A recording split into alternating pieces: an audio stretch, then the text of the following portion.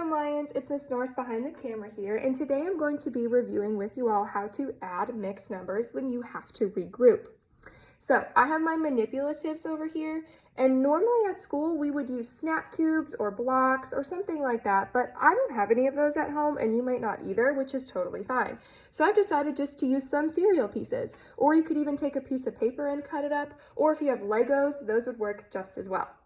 So the problem that we're working with is 2 2/4 plus 1 3/4. And the first thing that I have to think about is how many holes I have. So those are the big numbers here. They represent my holes. I have 2 holes plus 1 hole, and altogether that is 3. But I need to think about what is going to represent 1 hole on this side, and that's where my denominator comes into play. So if I have fourths, in order to have 1 hole or have all of the pieces, I would need 4 fourths. So I'm going to represent that with my cereal pieces and put 4 pieces down. So this represents 1 hole. Just as we had discussed, we're going to need 3 holes because 2 plus 1 is 3. So I have 1 hole here, and I'm going to make 2 more. So here's another one, and then my last one. And all together now I have 3 holes.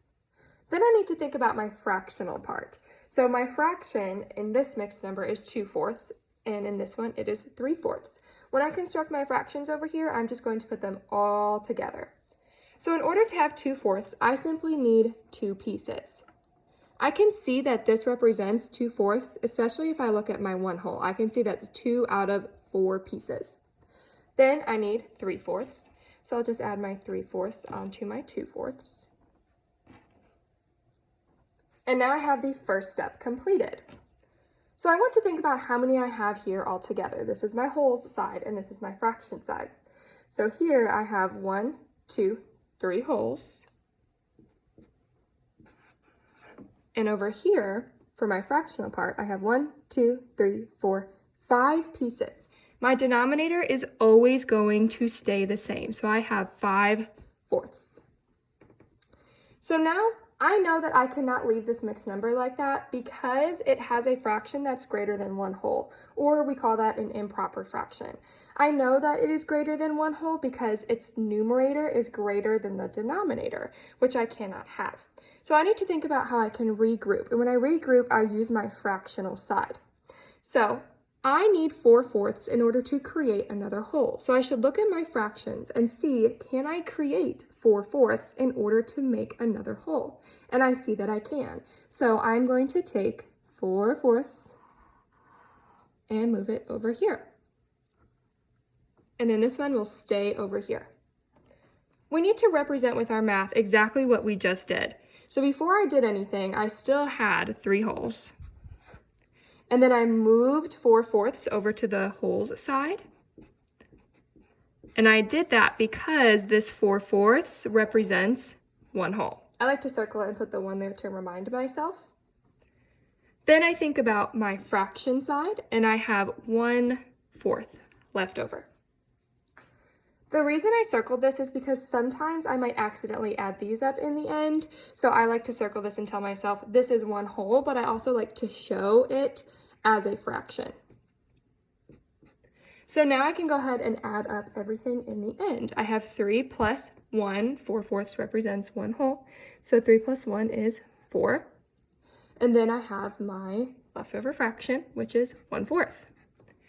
I should be able to match this answer with my model. So let's see if it's correct. 1, 2, 3, 4 holes, and then 1/4 left over. And that is exactly what matches my answer there. So maybe you're ready to move on and not use any manipulatives, which is great. So let's do an example with that.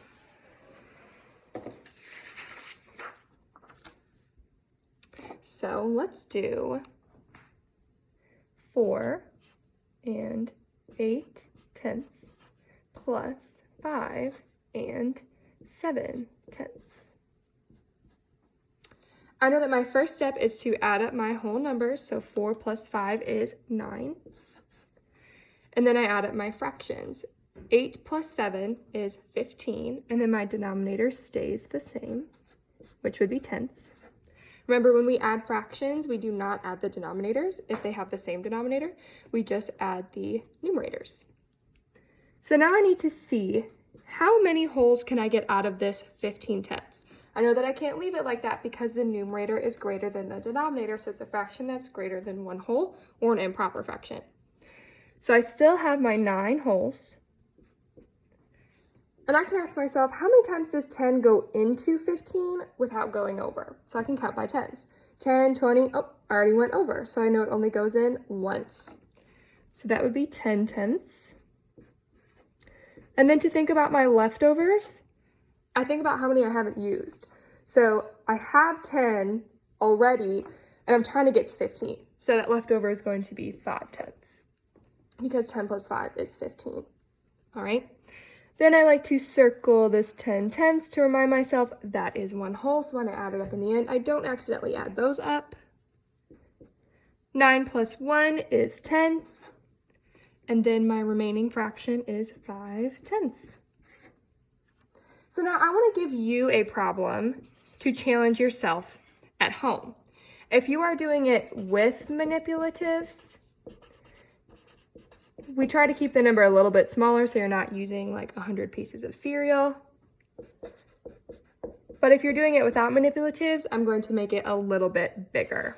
So with manipulatives, go ahead and challenge yourself with the problem 3 4/5 plus 1 2/5 and see what you get. If you are doing it without manipulatives, like I said, we're going to make that number a little bit bigger because you don't have to represent it with a bunch of pieces. And I want you to challenge yourself with 10 3/6 plus 12 5/6 and see what you get. Good luck picking on lions.